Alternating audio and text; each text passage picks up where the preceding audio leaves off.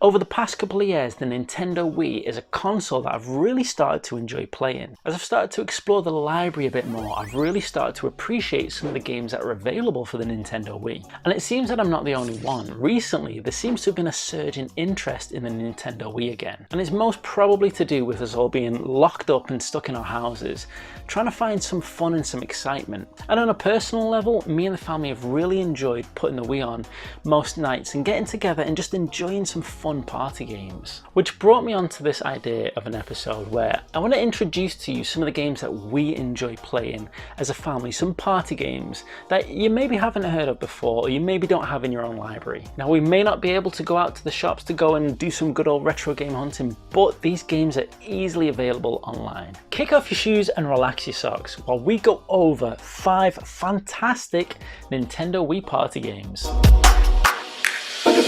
So I've got a stack of Nintendo Wii games here that I want to go over, but I'm going to do it in 2 episodes. In this first episode, I'm going to go over 5 great Wii party games. And in the next episode, I'll go over 5 great Wii games to keep you fit. Because another big challenge of being locked up in our houses is not being able to go out and get that exercise. And one of the best ways to get exercise and keep motivated with exercise is by keeping it fun. And video games are perfect for that. But that's for next episode. So today, let's get into some of the party games. So I've got the stack here. Let's get Mario down here. Who's protecting the games for us. Good old Mario. So the first game that is absolutely fantastic is a game called Blox. Blox for me, if I could sum it up, is like a virtual version of Jenga. It has you playing lots of different kinds of party games based on towers built up with blocks. You've got to remove them, and some games you've got to knock them down as well. But Blox is a game that I actually got introduced to, I think it was about 8 years ago. I was around at a mate's house. We're actually having a drinking session, and he put Blox on, and I thought, this doesn't look like a very cool game. But within about 5 minutes, we got absolutely sucked into it, and we just played it all night long. It's just a great fun game that's just got endless replay value and is brilliant for a party or for the family. Now, the thing I find really interesting about this game, and I must admit, I've not researched this, but it's a game made by Steven Spielberg, which seems really weird to me. I mean, as far as I know, Spielberg never had anything to do with video games before, but I don't know. Whatever he's done, he's made a great game with this one anyway. But this is definitely a game that once we put it in, it's like, you think you've been playing it for like 10 minutes and like 3 hours have passed by. And I think the thing that really makes it so enjoyable is it's got really good game feedback. The way the blocks fall, it all seems quite realistic and really satisfying as well. It really does feel like you're playing a virtual game of Jenga, especially when you're trying to remove the blocks on that game and trying to not topple the towers. It's a really, really excellent game. Now, one of the next games we absolutely love to play as a family is Guitar Hero. It's absolutely fantastic. Now, I've got Guitar Hero 3, Legends of Rock, but I mean, you can go for any of the Guitar Hero games, really. We've got Aerosmith, we've got World Tour, and they're all really, really great games. It just varies depending on the music style that you like. And one of the best things about Guitar Hero is it's the music. It feels so much more than just playing a video game. It feels like you're performing your own little mini concert. And it really hits the spot for that party vibe kind of game. Now, the one thing is with Guitar Hero, you do need the guitars, the Guitar Hero guitars to enjoy this game.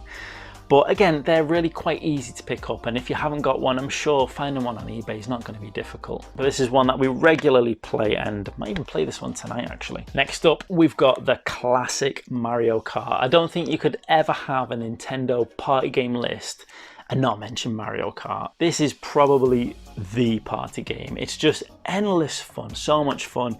It's great for kids, it's great for adults, and it's the game modes. You've got the battle modes, the races. Something else about Mario Kart as well is the wide selection of characters and vehicles means that people start focusing and picking on their favorite characters and vehicles, and it makes it feel a lot more personal. And what makes it so fun and so replayable are the levels. They're designed perfectly, and there's so much fun to watch, and there's so much stuff going on them that you'll be racing around and you'll be noticing things in the levels that you hadn't noticed before.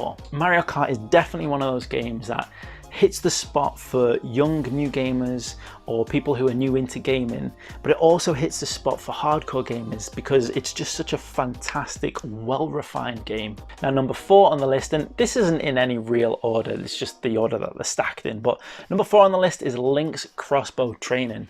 Now, this is a game that for the longest time I had in the collection, but I never really picked it up. I never really played it because I thought it was maybe just kind of a bit of a cheap cash in at the whole Zelda franchise. But when we put it on one night and we started playing it, it was just amazing fun. It was really good. You've got lots of different little kinds of challenges. You've got lots of little different kinds of levels where you've got to like shoot the targets as quick as possible, get as many points. But there's also some modes where your character moves around while you shoot as well. And what we like to do actually is one person will have the nunchuck moving the character around while the other person's got the Wiimote aiming and shooting the crossbow. And it makes it a little bit more difficult, but it makes it a bit more fun. It becomes more cooperative. It's almost kind of, I suppose, like a 3-legged race where you're trying to work in sync, and for the most part, you're working quite well, but there's those moments where you get stressed out where the person controlling the character is moving one way and the person trying to shoot is trying to shoot another way. And yeah, it makes for some fun moments. But Link's Crossbow Training is definitely a game I recommend. It's based on a great franchise, so the whole theme is brilliant, but the gameplay is excellent as well. The light gun aspects of it, it's a really good light gun game, and it's one of the few light gun games as well that isn't full of gore, so you can comfortably enjoy it with the whole family. But now, last on the list, and certainly not least, is one that has quickly become one of our favorite games as a family, and that is The Cube. Now, I'm not too sure if The Cube was ever broadcast in the US. I'm sure it probably was, but anyone who's not familiar with The Cube, it was a game show, kind of like Who Wants to Be a Millionaire, but instead of questions, it was tasks, activities that the player had to perform. And basically you get so many lives to perform these like quite tricky tasks that get more difficult as each level goes on. You get the option to do a test run, and if you complete your test run, you don't go to the next level. It was just a chance to practice the game. But that's quite funny actually, because so often you find people doing the test run,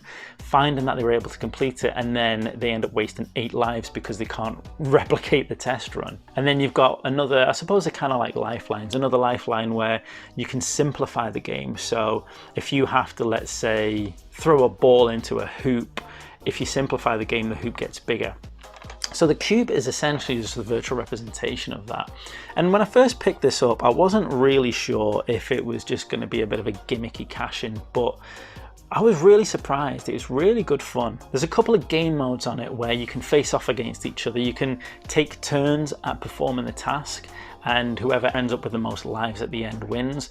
Or you can have like a challenge mode, like a race challenge mode, where you've each got 7 tasks to perform, and you've got as many lives as it takes, but you keep on trying the tasks until you complete it and get on to the next task, and the first person to finish them all wins.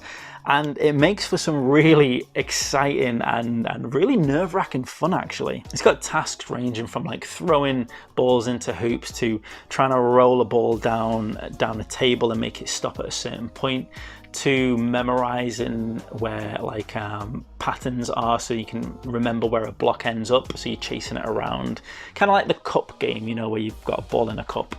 You've got other ones where you've got to press a button on 30 seconds exactly, but you've got no timers to help you, so you've got to count it yourself. And it's just a really, really excellent game. And something that I was really pleased about it as well is that every time you play it, it doesn't just repeat the same tasks in the same order. So it doesn't get boring, it switches them up. So yeah, it's a game that we've started playing recently and we've had endless fun with it. It's been really good fun, and it's been cause for a lot of laughs and a little bit of anxiety at times, I must admit. When you're that close to like finishing your last task together, and you're trying to like, I don't know, throw the ball in, but you keep on throwing it too far. It's amazing how quickly something as simple as a video game becomes like a real exciting challenge. So yeah, that's just 5 party games that we love to play, and I think you'll absolutely love playing these games if you've never played them before, or if you've got them lying in the back somewhere and you're thinking of something to do with all this spare time that we've got on our hands and not being able to go out.